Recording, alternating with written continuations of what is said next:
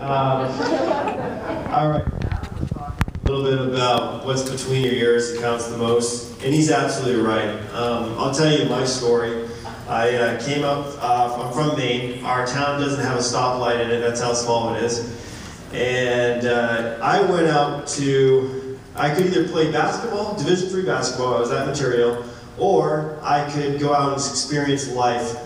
And I saw brochures. We used to come out to Scottsdale for vacation, so I saw brochures of ASU, and there's pools and there's girls, and I'm like, this looks fun.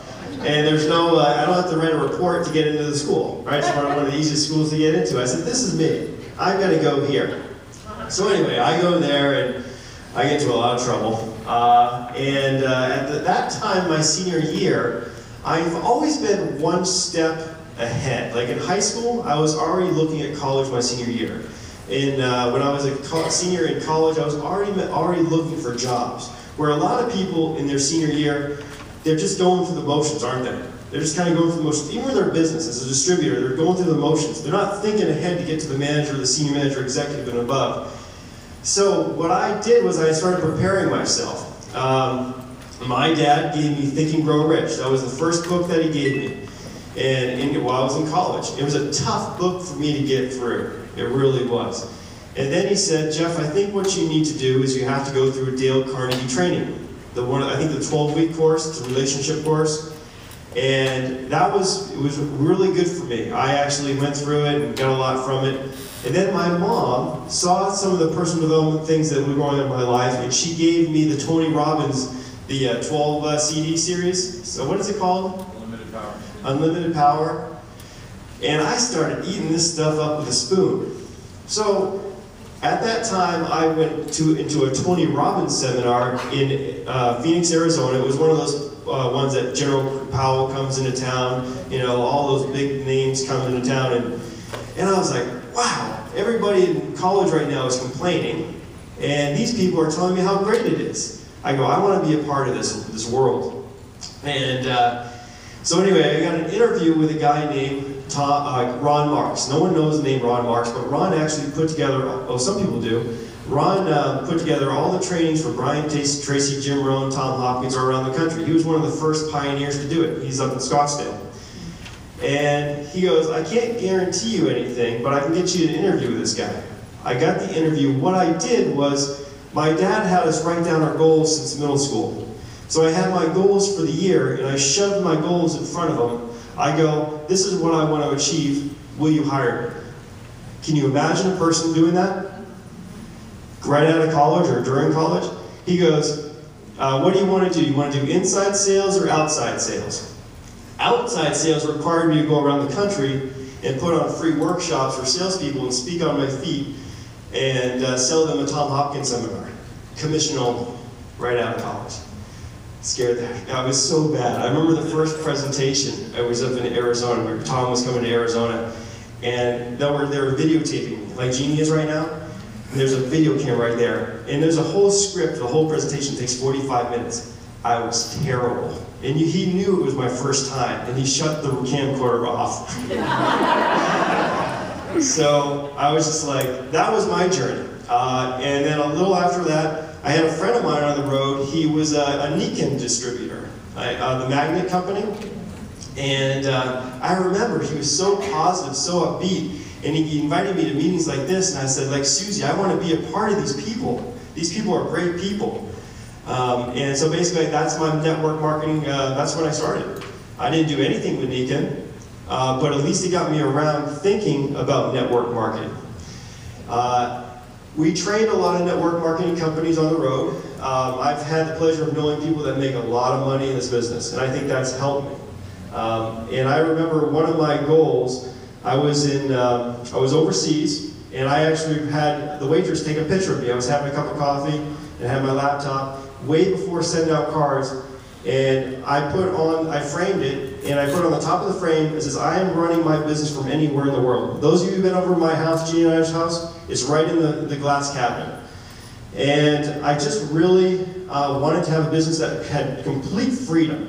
And at the time I was trading stocks. I've tried, Jeannie gives me crap because she thinks I should write a book of how much money I've spent. I I've done, has anybody done gumball machines before, or vending machines?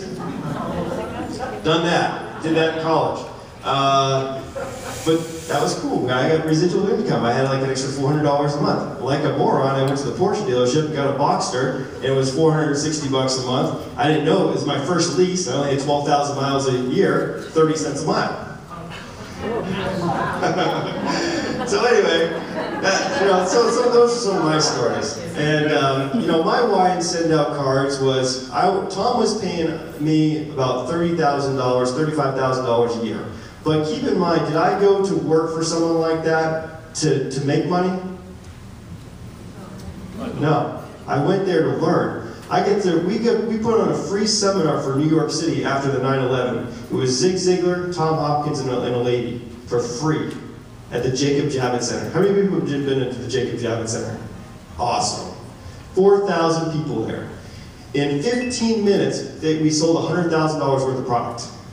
15 minutes. So anyway, we get introduced. I start calling around. I see that Jim Rohn's coming down. Anybody been to a Jim Rohn seminar or heard Jim Rohn? Excellent material. If you don't own his stuff, you really need to get it. Well, anyway, I have a booth at his leadership retreat in Anaheim, California. It's Jim Rohn, Brian Tracy, and Dennis Whaley. I called them about 50 times, Jim Rohn International, and I said, I have a product here that's great for you. I'd like to have a booth. Never got in. Finally, on like the 40th call, he took my call and says, okay, what do you got? I got a booth in the back of Jim's seminar. I sold 100 of these. It was a speed reading software thing. Sold 100 of them on the spot. And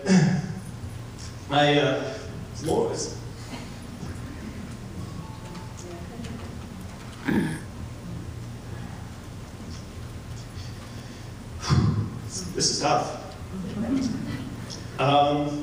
He said that I'm a rainmaker.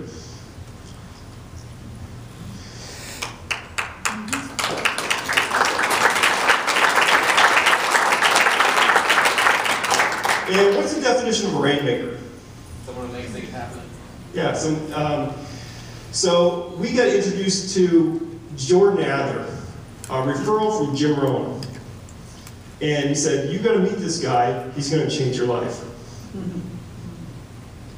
Guys, he has changed our life. We are, I'm making money where I didn't make money before. It's nice to be able to go into a dealership and pay cash for a car. Okay? It's nice not to look at the things on the menu does anybody look at the menu and look at the price first? Yeah. It doesn't have to be that way. This can be the day that turns your life around. Make it that day. How many people want that day? Yeah. So that's my speech for you today. It's your choice. This is your business. You do with it what you want to do it. Go for it.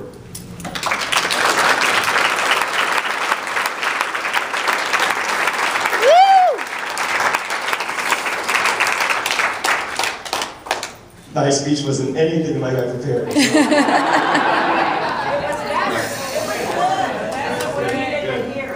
All right. Well, you can see if you go to work on yourself, it's all about what's in here.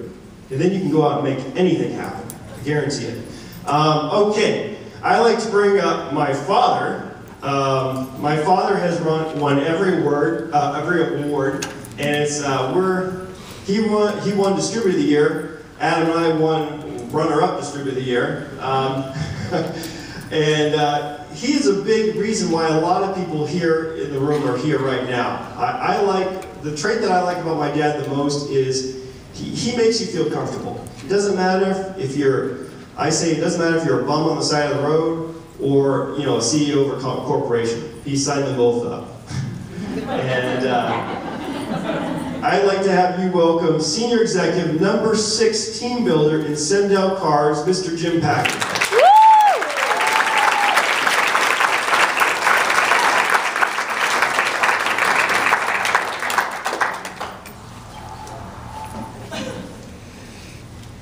How would you like to have the first person you ever sponsored be Jeff? Yeah. And the second one be Adam. First two people I sponsored went to senior executive. It's been downhill ever since. So. And they're your distributor code. It doesn't make a difference. I wouldn't be here without them. You know, it was interesting when Jeff asked me if I wanted to speak today, and I said, yeah, I'd love to. And he said, pick any topic you want. And I was saying, and without even hesitation, I said, well, the number one thing that probably was the reason for my success, by far, was the scorecard. And just to give you a little bit of background, and I signed up to send out cards on June 16, 2005.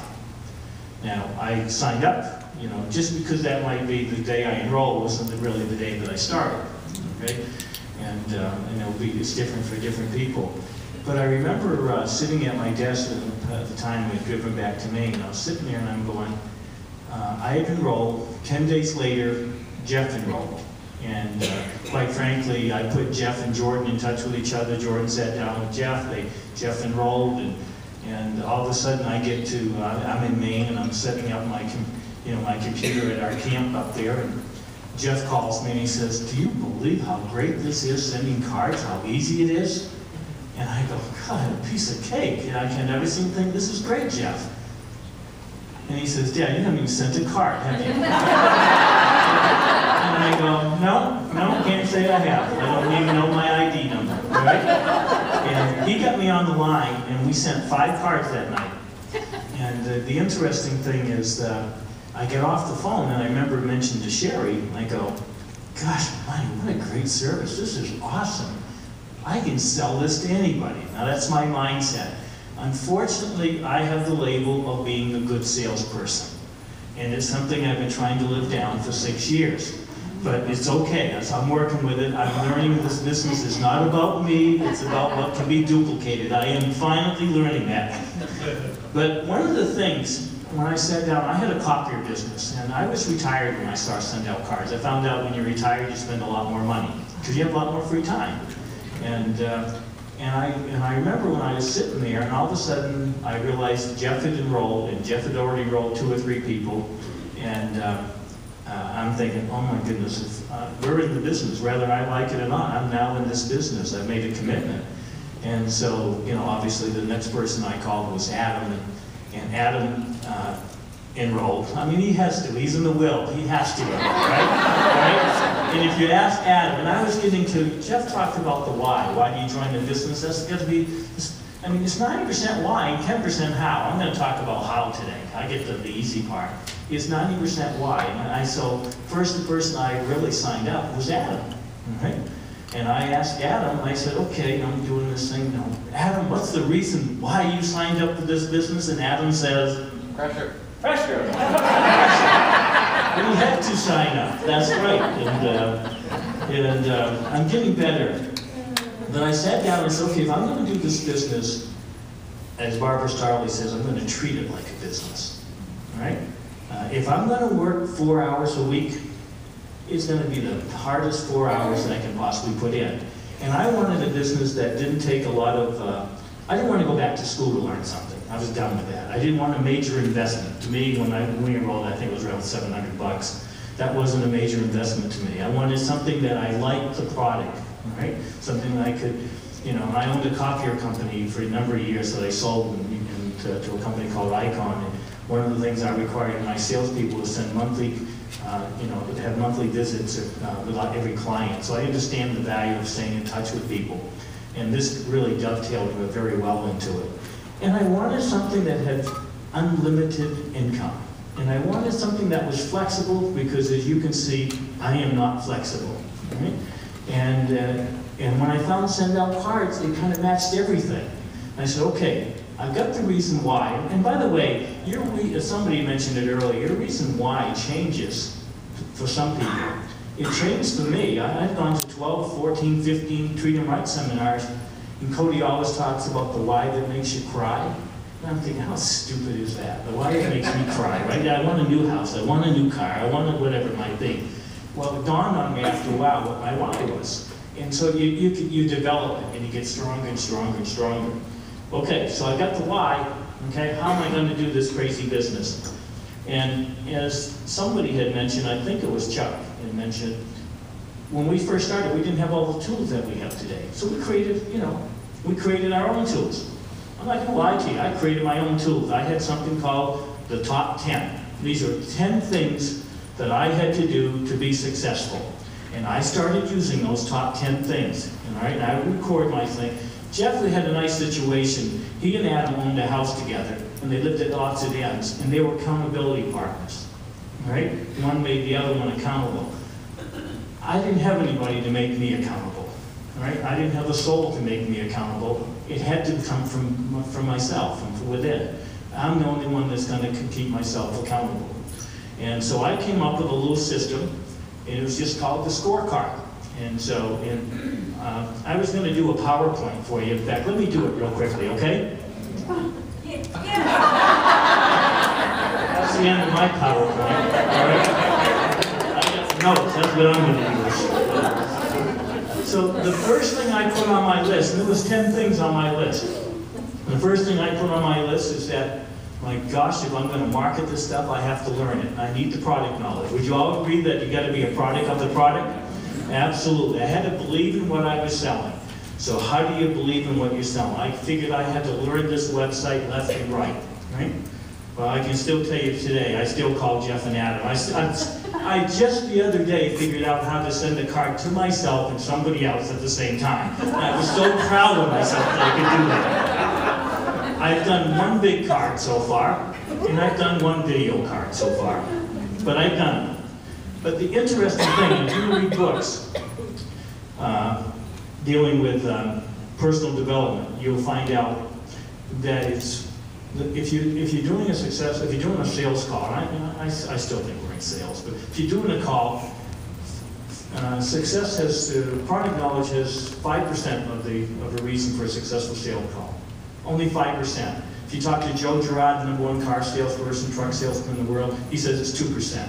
Talk to Joe Gondolfo, the #1 insurance rep in the world, he says it's 5%.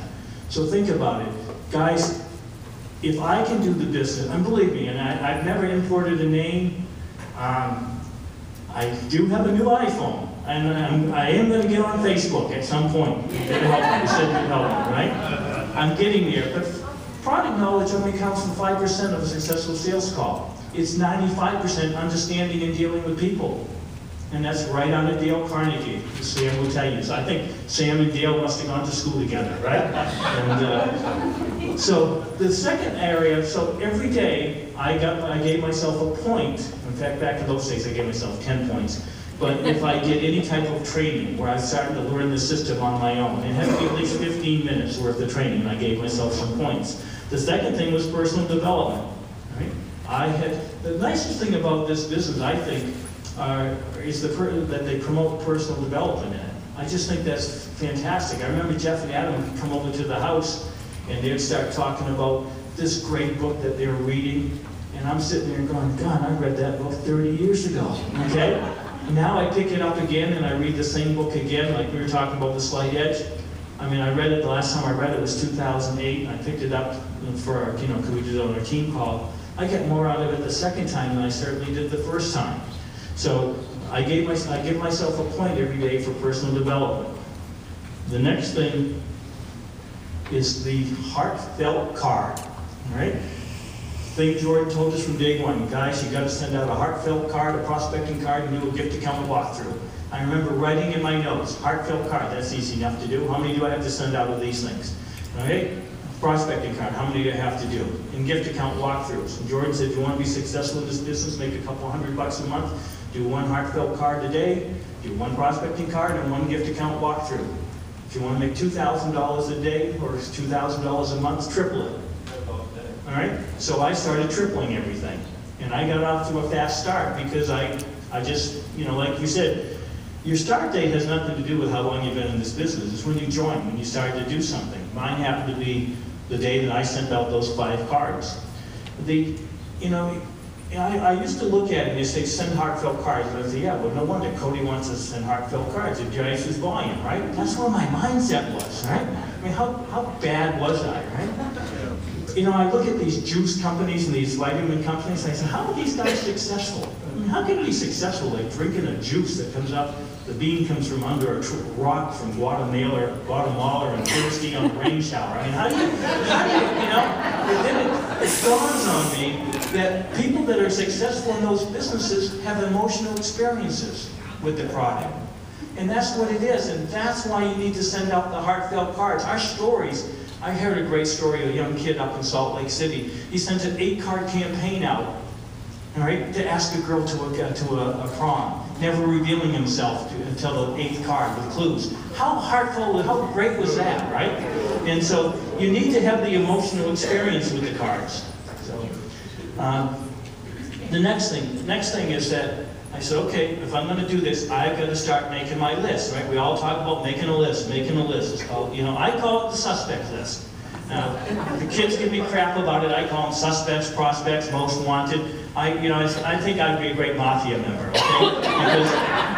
But your contact manager, the people you put in your contact manager are your pipeline. That's your inventory. You need to put somebody down. I have a distributor up in Connecticut by the name of Jimmy Cohen, and he said it best. I'm learning from him, and he's brand new. And he says, Jim, he says, I put anybody on that list that I feel would give me 20 minutes of their time if I asked them. I go, what a great way, okay, to put somebody on the list.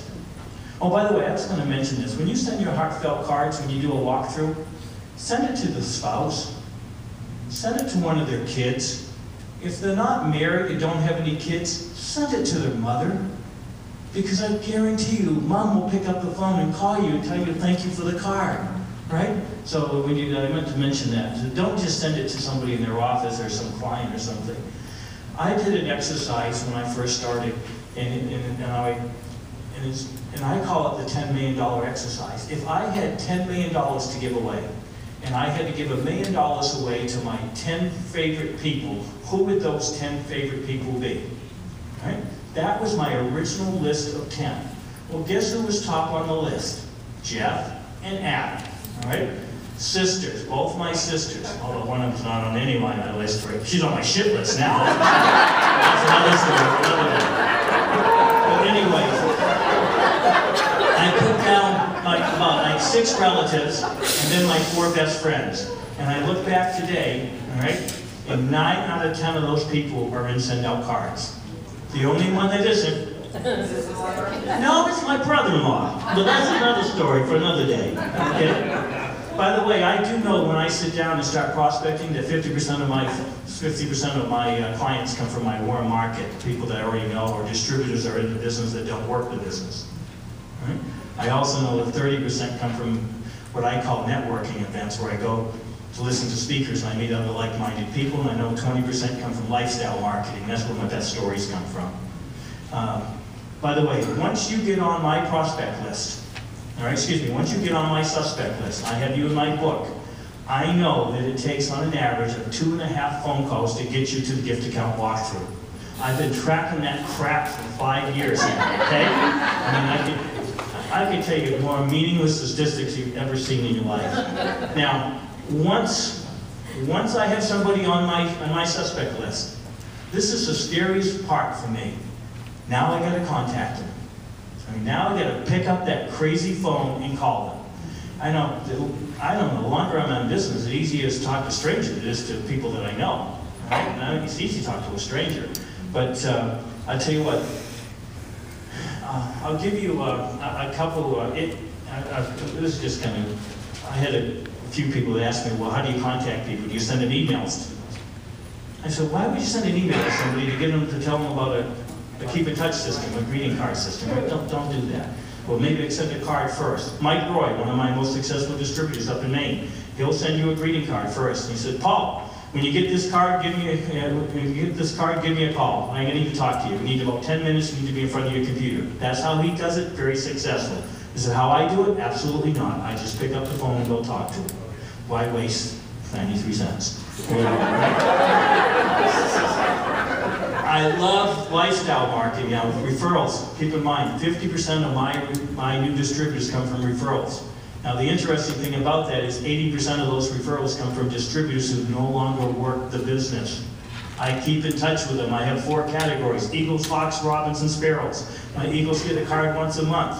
My hawks once a quarter, my robins every 6 months, and my sparrows once a year. All right, I keep in touch with those people. I earn the right to their business, and I ask them for it. All right. Next thing, gift account walkthrough. I give myself a point for a gift account walkthrough.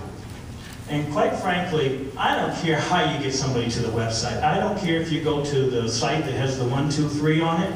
I don't care if you're sitting with your computer and you're logging on to your account. I don't care if you set them up with a gift account ahead of time. You do whatever is easier for you that makes you feel comfortable. You do it that way, all right?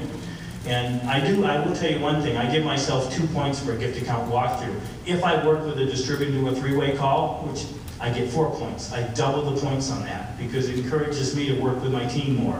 And I'm all about getting more points. So, now the next thing is follow-up. Now this is kind of interesting. Richard Fenton, who's a big believer in send out cards, by the way. He has written a book called Go for No. Do you know that more people fear a follow-up call than they do the initial call? I mean, we fear making that call more than anything.